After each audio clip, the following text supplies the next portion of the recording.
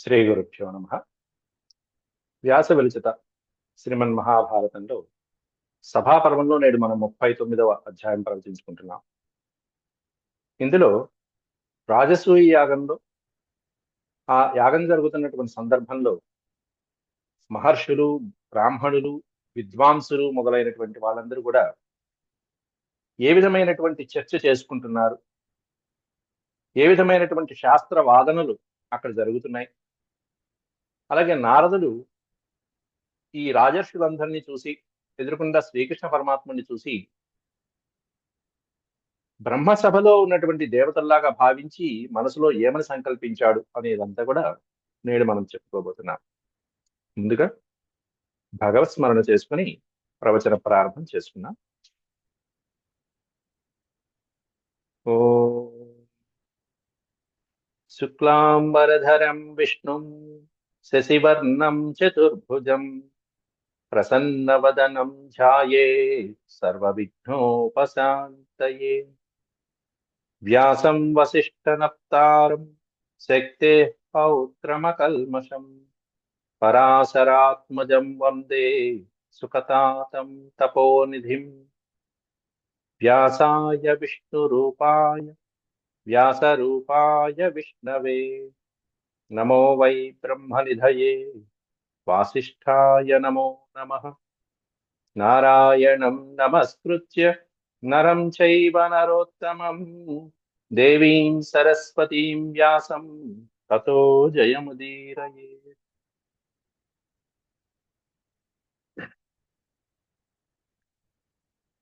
సభాపర్వంలో 39వ అధ్యాయం. అందులో అభిషేచన దినే బ్రాహ్మణాదీనాం అంతర్వేది ప్రవేశ. ఇక్కడ అంతర్వేది అనే పదం పెట్టారు.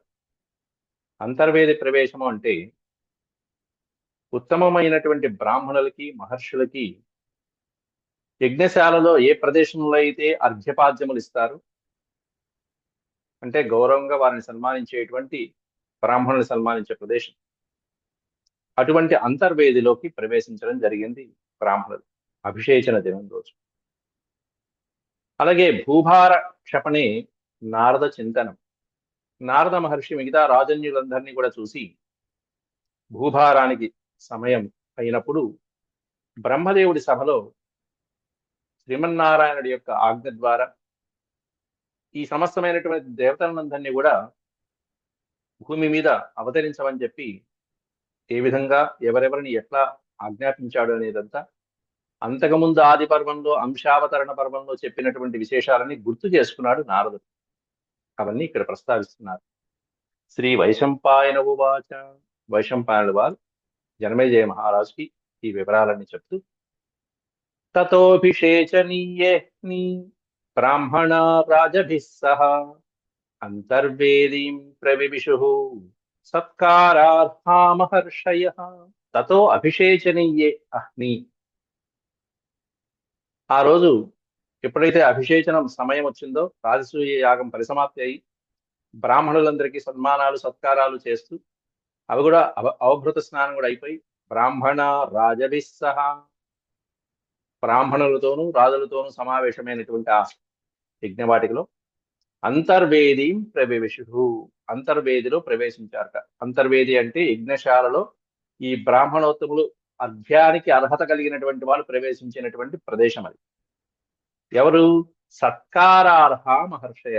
సత్కారానికి అర్హులైనటువంటి వాళ్ళు, అర్ఘ్యపాద్యాదులకి అర్హులైనటువంటి మహర్షులు ఎవరైతే ఉంటారో వాళ్ళు అందులో ప్రవేశిస్తారు. అందులో నారద ప్రముఖాస్తస్యామంతర్వేద్యాం మహాత్మనః సమాసీనా సుశుభిరే సహ రాజర్షిభిస్తదా. రాజర్షులతో పాటుగా నారదులు మొదలైనటువంటి బ్రహ్మర్షులు మొదలైనటువంటి వాళ్ళందరూ కూడా అక్కడే ప్రవేశించారట. ఆ అంతర్వేదిలో మహానుభావులు అక్కడ వాళ్ళందరూ కూర్చుని సమాసీనా సుశుభిరే, చక్కగా వాళ్ళకి ఏవైతే ఆసనాలు, ఉచితమైనటువంటి ఆసనాలు కల్పించబడ్డాయో ఆ ఆసనాలలో వాళ్ళందరూ కూడా ఆసీనులై ఉన్నారు. సమేత బ్రహ్మభవనే దేవా దేవర్షయస్తథా కర్మాంతరముపాసంతో జజల్పురమ అమితౌజసః. కల్పాంతరముపాసంతో ఎలా ఉన్నారయ్యా అంటే అంత ఈ కూర్చున్నటువంటి రాజర్షులు వీళ్ళందరూ కూడా బ్రహ్మభవనే దేవా దేవర్షయస్తథా. బ్రహ్మదేవుడు దేవతలతోనూ దేవర్షులతోనూ సమేత కూడుకుని ఉన్నటువంటి సమయం ఏదైతే ఉందో ఆ సమయంలాగా ఉంది. బ్రహ్మభవనంలో బ్రహ్మగారు అనేకమైనటువంటి దేవతలతో, బ్రాహ్మణులతో, అలాగే దేవర్షులతో మొదలైనటువంటి వాళ్ళందరితో కూడుకుని దేని గురించి చర్చించడం? కర్మాంతరముపాసంతో జజల్పుర్ అమితౌజస జల్పదు. ఆ కూర్చున్నటువంటి విధానం ఎట్లా ఉందో అట్లా ఇక్కడ అందరూ కూర్చున్నారట నారదాదులు. అయితే ఇక్కడ కూర్చున్నటువంటి వాళ్ళందరూ దేని గురించి చర్చించుకుంటున్నారు అనేటువంటిది ఇస్తున్నారు. కర్మాంతరం ఉపాసనతో. కర్మాంతరం అంటే చేస్తున్నటువంటి కర్మలలో ఈ ధర్మాలన్నీ కూడా, లేకపోతే యజ్ఞ కర్మలు మొదలైనటువంటి వాటిల్లో ఏది మంచి ఏది చెడు అనేటువంటిది జజల్పతు రమిత ఊజసహ. జల్పనము అంటే పలుకుట అనర్థం. ఇది చెయ్యాలి, ఇది చెయ్యకూడదు అని వాదించుకుంటూ ఒక సిద్ధాంతాన్ని బలపరిచేటువంటి విధంగా మాట్లాడుకోవటం అంటారు దాన్ని. అట్లా వాళ్ళ యొక్క ప్రతిభతో, శాస్త్ర పరిజ్ఞానాలతో విద్వాంసులైనటువంటి వాళ్ళు అక్కడ చక్కగా సత్సాంగత్యంగా మాట్లాడుకుంటున్నారట. పండితులు ఒక్కొక్కళ్ళు పక్క పక్కన కూర్చున్నారు అంటే ఈ శాస్త్ర చర్చ అనేటువంటిది చాలా అవసరం. అట్లాంటి శాస్త్ర చర్చకి కూడా వేదిక అయింది ధర్మరాజు యొక్క రాజసూయ యాగం. ఎందుకంటే మహానుభావులందరూ ఒక చోట గుమికూడారు. ఈ యాగంలో ఇలా బాగుంది, ఇది చాలా బాగా చేశారు, ఇది ఇంతకంటే బాగా చేయొచ్చా లేదా, లేకపోతే లోక ప్రణాళిక ఎలా ఉంది, రాజులు ఎలా పరిపాలిస్తున్నారు, ప్రజలు ఎట్లా ఉంటున్నారు, ప్రజలకు ఎట్లా చేస్తే మేలుగా ఉంటుంది, ధర్మం వీడకుండా ఉంటే ప్రజలు ఎలా ఉండాలంటే రాజులు ఎలా ఉండాలి, ప్రజలు ఎలా ఉండాలంటే రాజులు ఎలా పరిపాలించాలి. ఈ విధంగా అనేక విధాలైనటువంటి శాస్త్ర చర్చలు జరుగుతున్నాయి. అవి ఈ వివరాలు ఒక 4 శ్లోకాల్లో ఇస్తున్నారు. ఏవమేతన్న చాప్యేవం ఏవం చైతన్న చాన్యథా ఏవం ఏతన్ నచాప్యేవం. ఈ విధంగా జరిగితే ధర్మబద్ధము, ఈ విధంగా జరిగితే శాస్త్రబద్ధం కాదు, అధర్మబద్ధము అని ఈ విధమైనటువంటి చర్చలన్నీ జరుగుతున్నాయట.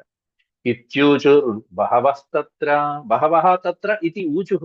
చాలా మంది ఈ విధమైనటువంటి శాస్త్ర చర్చలు చేసుకుంటున్నారట. కొంతమంది ఏమన్నా ఏమీ మాట్లాడలేక వితండాం వై పరస్పరం వితండవాదం చేస్తున్నారట. వితండవాదము అంటే మూర్ఖత్వం అంటారు దాన్ని. వితండవాదం అంటే పక్క వాళ్ళు శాస్త్రబద్ధంగా ధర్మబద్ధంగా నిరూపించి చూపిస్తున్నా కూడా కాదు, నేను అనుకుంటున్నదే కరెక్ట్, నేను చెప్పిందే రైటు అనేటువంటి వితండవాదం అంటారు. వితండాం వై పరస్పరం. కాస్త పతలైనటువంటి వాళ్ళు చేసే వితండవాదాలు కొంతమంది ఉంటుంది. వాళ్ళకి శాస్త్రం ఉన్నా కూడా ఆ సమయానికి వాళ్ళు వితండవాదం, నేను చెప్పిందే కరెక్ట్ అనిపించుకునేట్టుగా చేస్తారు. కృషానర్థాంస్తతః కేచిత్ అకృషాంతస్త్ర కుర్వతే. ఈ వితండవాదము, వాదోపవాదములు మొదలైనటువంటివన్నీ ఇవన్నీ కూడా ఎట్లా ఉంటాయంటే ఇంకా ఆ ఓ పక్షాన్ని వాది ప్రతివాదులు అంటారు. ఆ ప్రతివాది వాది యొక్క ఏదైతే సిద్ధాంతం ఉంటుందో ఆ సిద్ధాంతాన్ని ఖండించడం అనేటువంటిది చేయాలి. తన పక్షం, స్వపక్షం అనేటువంటిది పరపక్షంలో ఉన్నటువంటి ఖండన మాత్రమే చేసుకుంటూ సిద్ధాంతాన్ని బలపరిచేట్టుగా చేసి దానికి ఉదాహరణలు చెప్పుకుని దాన్ని సమాజంలో ఇదిగో ఇలా చేయాలని తన వాదనకి తగినటువంటి హేతు కారణాలన్నీ కూడా నిరూపింపచేయాలి. వీటికి శాస్త్రంలో, తర్కశాస్త్రంలో పంచ అవయవాలని ఉంటాయి.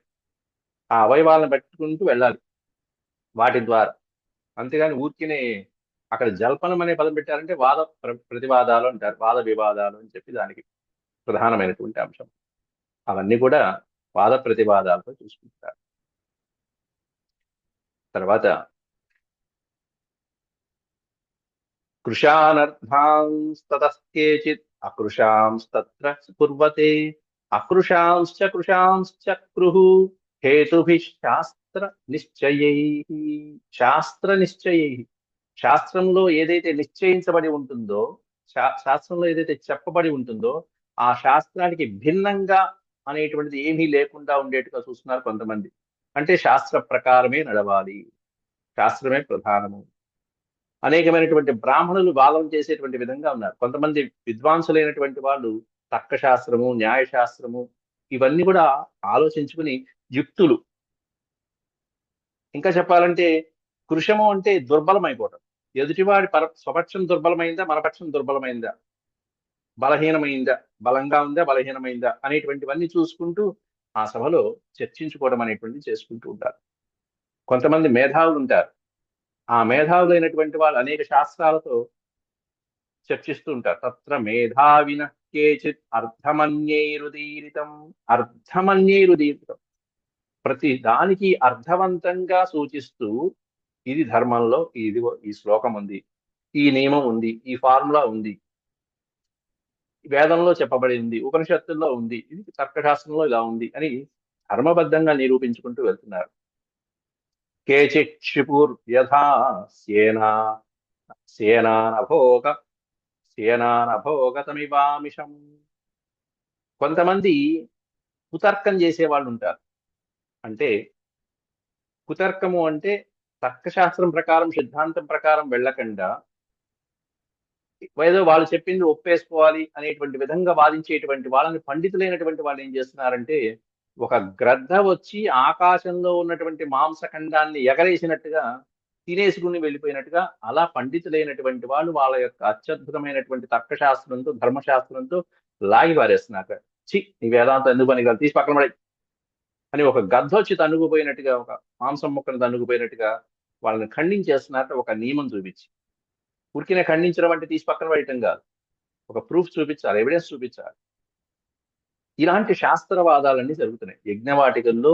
వేదాలు, ఉపనిషత్తులు, పురాణాలు, ఇతిహాసాలు, శ్రవణములు, పురాణ శ్రవణములు, చతుర్వేదాలు, అంతేకాకుండా ఇలాంటి వాదోపవాదాలు కూడా ఉంటాయి యజ్ఞశాలలో.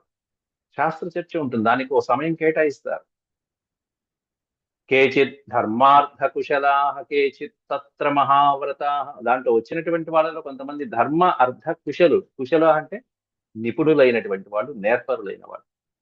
ధర్మార్థాలలో నిపుణులైనటువంటి వాళ్ళు కొంతమంది ఉంటే, కొంతమంది మహానియమాలు పాటించేటువంటి వాళ్ళు కొంతమంది ఉన్నారు. మహామహా వ్రతములు చేసి, వ్రతము అంటే నియమమే, తపస్సు.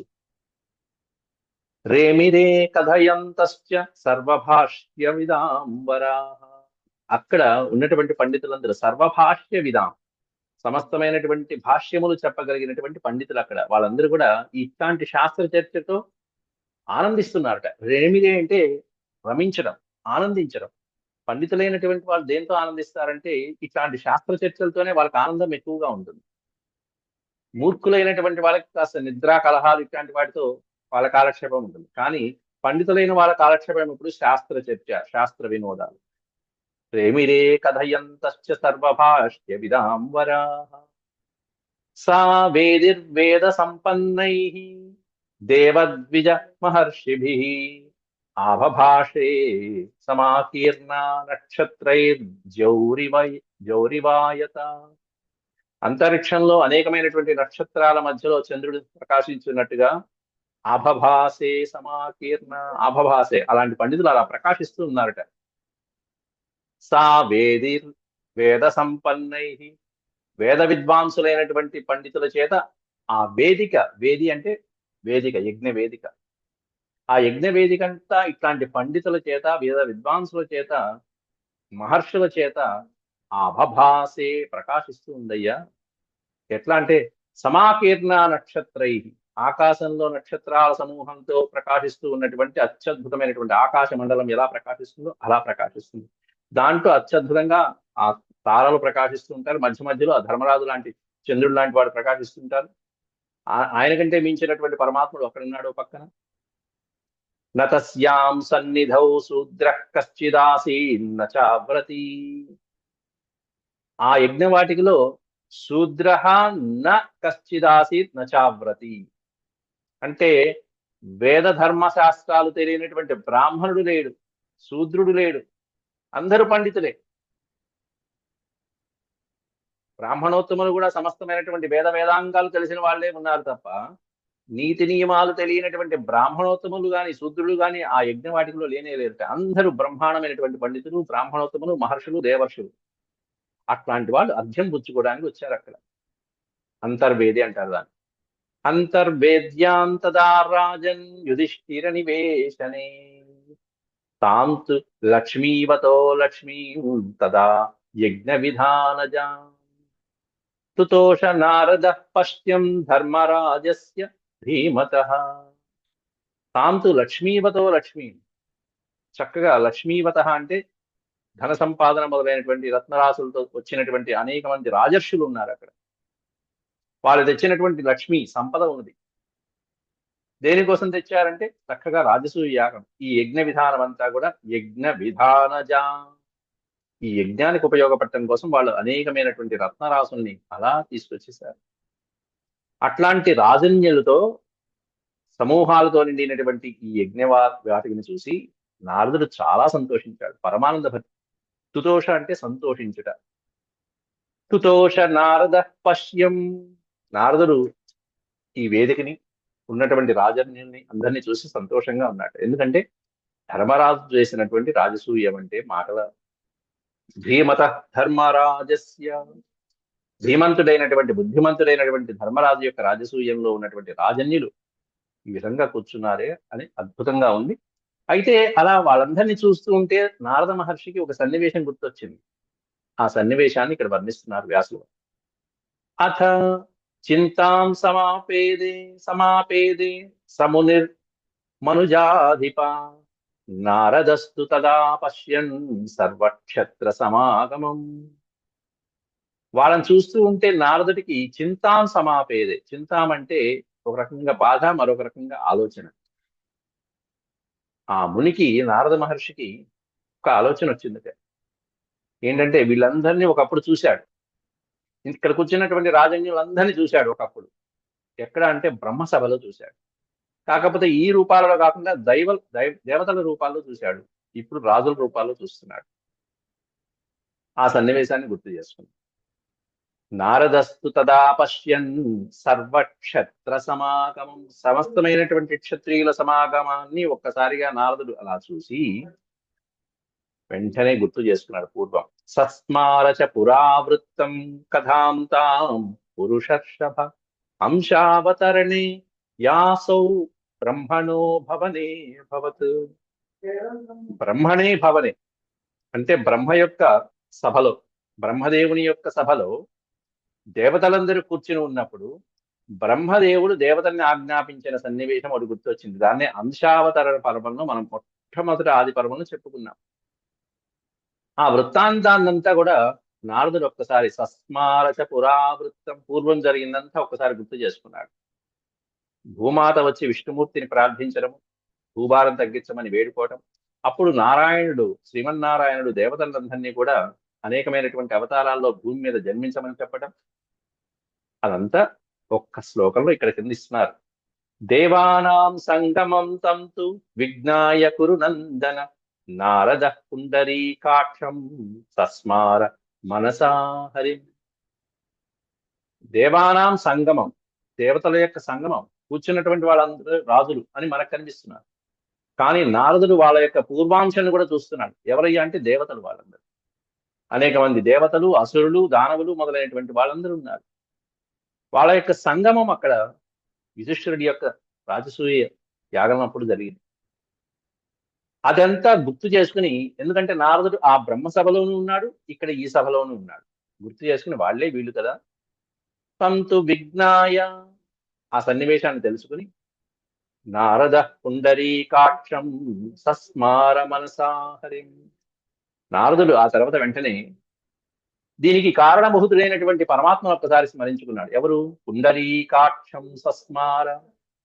మనసులో ఆ పుండరీకాక్షుణ్ణి, పద్మాల వంటి నేత్రములు కలిగినటువంటి వాడు, అట్లాంటి శ్రీహరిని ఒక్కసారి మనసులో సస్మార మనసా సస్మార, మనసులో ఒకసారి స్మరించుకున్నాడు. అక్కడ సాక్షాత్ స విభుదారిఘ్న క్షత్రే నారాయణో విభు ప్రతిజ్ఞాం పాలయం క్షేమాం జాతః పరపురంజయ. సాక్షాత్ స విభుదారిఘ్న. అరిఘ్న అంటే శత్రువుని నాశనం చేసేవాడు, విభు అంటే ప్రభు శ్రీమన్నారాయణ. సాక్షాత్ విభుదారిఘ్న, శత్రువుల్ని నాశనం చేసేటువంటి ఆ స్వామి క్షత్రే నారాయణో విభు, స్వయంగా నారాయణ స్వామి శ్రీమన్నారాయణుడు. నారము అంటే జలములు, జలములందు నివసించేవాడు. ఆ స్వామి ప్రతిజ్ఞాం పాలయంశ్చేమాం జాతః పరపురంజయ. దేవతలందరినీ కూడా మానవ రూపాల్లో అవతారాలు ధరించమని చెప్పి ఆజ్ఞాపించి ఆయన కూడా స్వయంగా ఇక్కడికి వచ్చేసాడు మానవ అవతారం, లీలా మానుష విగ్రహుడై. ఆయన యొక్క ప్రతిజ్ఞ, భూమాతకి ఇచ్చినటువంటి మాట నిలబెట్టుకోవడం కోసం వెంటనే ఆయన కూడా ఆ ప్రతిజ్ఞను నెరవేర్చడం కోసం భూమి మీద అవతరించాడు. సంధిదేశపురా యోసౌ విభుదాన్ భూతకృత్ స్వయం అన్యోన్యమభినిఘ్నంతః పునర్లోకానవాప్స్యథ. సంధిదేశపురాయో అసౌ విభుదాన్ భూతకృత్ స్వయం. విభుదాన్ అంటే దేవతలు. దేవతలందరికీ కూడా పూర్వం విష్ణుమూర్తి సంధిదేశ పురా, పూర్వమే ఆజ్ఞాపించాడు, మీరందరూ కూడా మీ మీ అవతారాలు అనేకమైనటువంటి రూపాలలో భూలోకంలో జన్మించి ఏం చేయాలట అక్కడ, అన్యోన్యం అభినిఘ్నంత, మీరు మీ మీ కర్మానుగుణంగా అక్కడ ఒకరినొకరు సంహరింపజేసుకుని మీ ద్వారా మిగతా అక్కడ భూభారం అంతా అక్కడ అనేక మంది అసురులు ఉన్నారు కాబట్టి మీ ద్వారా వాళ్ళని కూడా సంహరింపజేసి దైవ కార్యాన్ని నెరవేర్చి పునర్లోకానవాప్స్యథ, పునర్లోకాన్ మళ్ళీ తిరిగి మీ మీ లోకాలకు వచ్చేసేయండి. కాబట్టి భూలోకంలో ఉన్నటువంటి అసురులు దానవులు మొదలైనటువంటి వాళ్ళందరూ సంహరింపబడి భూభారం తగ్గించాలంటే ఇక్కడ దేవతల్లోంచి కొంతమంది అక్కడ వెళ్ళి వాళ్ళ కలిసిపోవాలి, కొంతమంది దేవతాంశాలతో కొంతమంది అసురుల అంశాల్లో కలిసిపోవాలి. అలా కలిసిపోయిన తర్వాత వాళ్ళల్లో వాళ్ళు గొడవలు పడాలి, తర్వాత మొత్తం భూభారమై తగ్గిపోవాలి. పునర్లోకానవాప్స్యథ, ఇది దైవ కార్యమయ్యా, ఇది మనం చేయవలసినటువంటి కార్యము. విబుధాన్ భూతకృత్ స్వయం అని స్వయంగా నారాయణ స్వామి వీళ్ళందరినీ ఆజ్ఞాపించాడు. ఇది నారాయణ శంభుర్భగవాన్ భూతభావన. భూతభావన అంటే సమస్తమైనటువంటి ప్రాణులలో అంతరాత్మలో నివసించేటువంటి ఆ స్వామి స్వయంగా నారాయణుడే వీళ్ళందరికీ ఆజ్ఞాపించాడు. ఆదిత్య విబుధాన్ సర్వాన్ అజాయత యదుక్షయే. దేవతలందరికీ ఒక పక్కన ఆయన ఆజ్ఞాపించి స్వయంగా ఆయన కూడా యదుక్షయే అజాయత. యదుక్షయము అంటే యదువంశంలో ఆయన మానవ జాతిలో ఆయన అవతరించాడు. ఆ యదువంశంలో కూడా క్షితావంధక వృష్ణీనాం వంశే వంశభృతాం వర. క్షితౌ అంటే భూమి మీద, అంధక వృష్ణీనాం వంశే, అంధక వంశము వృష్ణి వంశము ఈ రెండు కూడా శ్రీకృష్ణ పరమాత్ముడికి సంబంధించిన అత్యద్భుతమైన యదువంశాలు. అంధక భోజ వృష్ణి మొదలైనటువంటి వంశాలు దాంట్లో అంధక వృష్ణీనాం వంశే వంశభృతాం వరహ. ఆ వంశాలని ఉద్ధరించడంలో వరహ శ్రేష్ఠుడైనటువంటి పరమాత్మ భూమి మీద ఆయన కూడా సాధారణమైనటువంటి మానవుల్లాగా జన్మించి వీళ్లతో పాటుగా చేయవలసినటువంటి లీలలు కార్యాలు అన్ని ప్రారంభించేశాడు. పుట్టినప్పటి నుంచే ఆయన చేయవలసినటువంటి సంహారం పోతనా సంహారంతో ప్రారంభించేశాడు. పరయా శుశుభే లక్ష్మ్యా నక్షత్రాణమివోడురాట్. పరయా శుశుభే లక్ష్మ్యా నక్షత్రాణమివోడురాట్. ఆకాశంలో నక్షత్రాల సముదాయం ఎలా ఉందో ఆ నక్షత్రాలకి ఉడురాట్ చంద్రుడు ఏ విధంగా ప్రకాశిస్తూ ఉంటాడో అట్లా ఆ వంశంలో శ్రీకృష్ణ పరమాత్ముడు ఈ భూమి మీద ఈ రాజుల మధ్యలో ఈ సభలో శ్రీకృష్ణ పరమాత్ముడు ఇక్కడ అలా ప్రకాశిస్తున్నాడు. పరయా శుశుభే శోభాయమానంగా ప్రకాశిస్తున్నాడు ఈ సభలో. ఇదంతా నారదుడు ఒక్కసారి ఫ్లాష్ బ్యాక్ గుర్తు చేసుకున్నాడు సభలో కూర్చొని. ఇంతమంది మహారాజుల్ని దేవతల్ని చూస్తూ వీళ్ళందరూ ఒకప్పుడు ఈ దేవతలు కదా, ఆ శ్రీహరే ఈ శ్రీకృష్ణ పరమాత్ముడు కదా అని ఒక్కసారి గుర్తు చేసుకుని, అంటే ఎందుకు గుర్తు చేసుకుంటున్నాడు, ఇక్కడ కూడా అలాంటి సంఘటన ఏదో జరగబోతుంది కాసేపట్లో. ఈ కూర్చున్నటువంటి రాజుల్లో ఒకడున్నాడు దుర్మార్గుడు, వాడు ఇప్పుడు లేవబోతున్నాడు, వాడి చేతిలో ఇదిగో ఈ శ్రీహరి చేతిలో వారికి మూడబోతుంది శిశుపాల వధ. యస్య బాహుబలం సేంద్రాః సురాः సర్వ ఉపాసతే సోయం మానుషవన్నామ హరిరాస్తేరిమర్ధినః. అరిమర్ధన అంటే శత్రువుని మర్దించేవాడు, శత్రు సంహర్త అయినటువంటి శ్రీహరి మానుషవన్నామ ఆస్తే కేవలం మానవ మాతృడిగా ఇక్కడికి వచ్చి ఆయన కూడా దైవ కార్యంలో భాగం పంచుకున్నాడు. యస్య బాహుబలం సేంద్రాసురా సర్వా ఉపాసతే. ఎవరి యొక్క బాహుబలాన్ని దేవతలు, ఇంద్రాది దేవతలు మొదలైనటువంటి వాళ్ళందరూ ఉపాసిస్తున్నారు, ఆ పరమాత్మ ఇక్కడ మానవ మాతృడిగా వచ్చి ఇక్కడ శత్రు సంహారానికి ఉద్యుక్తుడయ్యాడు. అహో బత మహద్భూతం స్వయం భూర్యదిదం స్వయం. అహో బత మహద్భూతం, ఏం అద్భుతం ఇది! మహద్భూతం సర్వభూర్యదిదం స్వయం ఆదాస్యతి పునఃక్షత్రం ఏవం బల సమన్వితం. ఇప్పుడు మళ్ళీ పునః అంటున్నారు. పునః క్షత్రమేవం బల సమన్వితం. ఈ క్షత్రియుని చూస్తే ఇంతమంది భూలోకంలో ఇంతమంది బలవంతులైనటువంటి రాజుల యొక్క సముదాయం అంతా ఇక్కడ కనిపిస్తున్నది. ఆదాస్యతి, వీళ్ళందరూ ఇక్కడ వచ్చి ఆశయంలో కూర్చున్నారు అని. కాబట్టి ఏదో జరగబోతుంది, ఇక్కడ ఏదో సంఘటన జరగబోయే అవకాశం ఉన్నదని చెప్పి నారదుడు ఊహించాడు. నారద మహర్షికి ఇప్పటిదాకా కలగనటువంటి ఆ ఊహ, ఇంతమంది రాజులు ఇన్ని రోజులు రాజసూయాగం జరుగుతుంటే కలగనటువంటి ఈ ఆలోచన ఇప్పుడు కలిగింది. అంటే ఇంతమంది రాజన్యుల మధ్యలో ఇప్పుడు ఈ శ్రీహరి యొక్క దైవ కార్యం అనేటువంటిది త్వరలో జరగబోతున్నది. అది నారదుల వారి యొక్క సంకల్ప బలం. అంతేకాకుండా నారదుల వారికి సంకల్పం వచ్చింది అంటే వెంటనే ఈ వైబ్రేషన్స్ మళ్ళీ శ్రీహరికి వెళ్తాయి, శ్రీకృష్ణ పరమాత్మకి వెళ్ళవలసినటువంటి వాళ్ళు.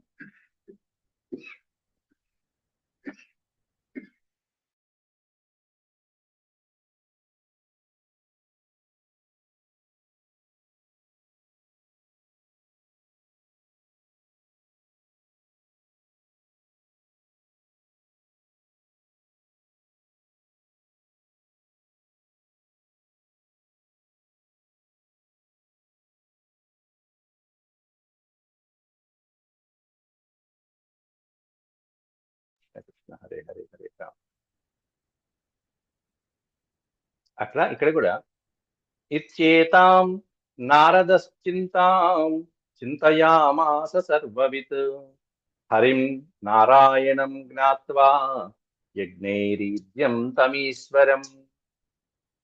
ఇది ఏతాం నారదశ్చింతాం, ఈ విధంగా నారదుడు ఆలోచించి చింతయామాస సర్వవిత్, సర్వం తెలిసినటువంటి నారదుడు ఈ విధంగా ఆలోచించాడయ్యా. ఎందుకంటే అక్కడ ఉన్నటువంటి శ్రీకృష్ణ పరమాత్ముని నారాయణాంశగా తెలిసినటువంటి వాడు కాబట్టి. హరిం నారాయణం జ్ఞాత్వా, శ్రీహరి నారాయణుడు ఇక్కడ శ్రీకృష్ణ అవతారంలో వచ్చి కూర్చున్నాడు.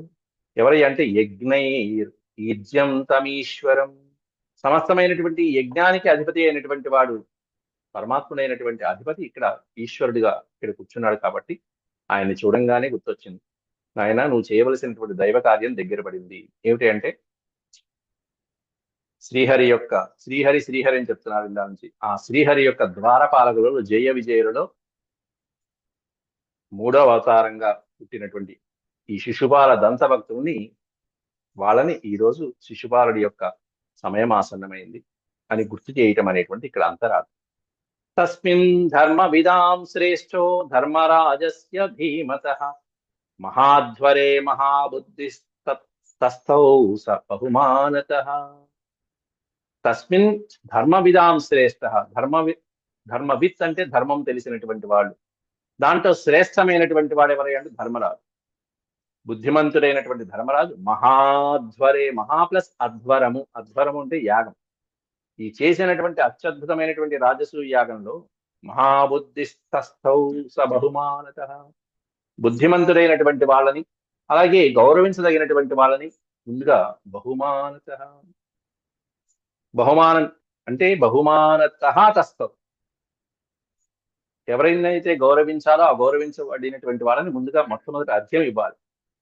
ఎవరిని ఇవ్వాలి అనేటువంటిది ఈ తర్వాత డిస్కషన్స్ జరగాలి. ఆ జరగడంలో భీష్మ పితామహుడు మొదలైనటువంటి వాళ్ళు మొట్టమొదటగా శ్రీకృష్ణ పరమాత్ముడి కంటే ముఖ్యమైనటువంటి వాళ్ళు ఎవరున్నారు నాయన అంటూ వాళ్ళు శ్రీకృష్ణ పరమాత్ముడి యొక్క చరిత్ర సంక్షిప్తంగా గానం చేస్తారు. అవన్నీ కూడా రేపు వచ్చేటువంటి భాగంలో మనం మళ్ళీ చూసుకుందాం. అదొక మళ్ళీ సపరేట్ గా వచ్చేటువంటి పార్ట్. శ్రీకృష్ణ పరమాత్ముడికి ఎప్పుడైతే అర్ఘ్యం ఇవ్వటం ప్రారంభిస్తున్నారో సభలోంచి శిశుపాలుడి లేవడం, ఆక్షేపించడం జరుగుతుంది. శాంతి యదక్షరపద యద్భవేత్ తత్సర్వం క్షమ్యతాం దేవ నారాయణ నమోస్తే సర్వం శ్రీకృష్ణార్పణమస్తు హరి ఓం.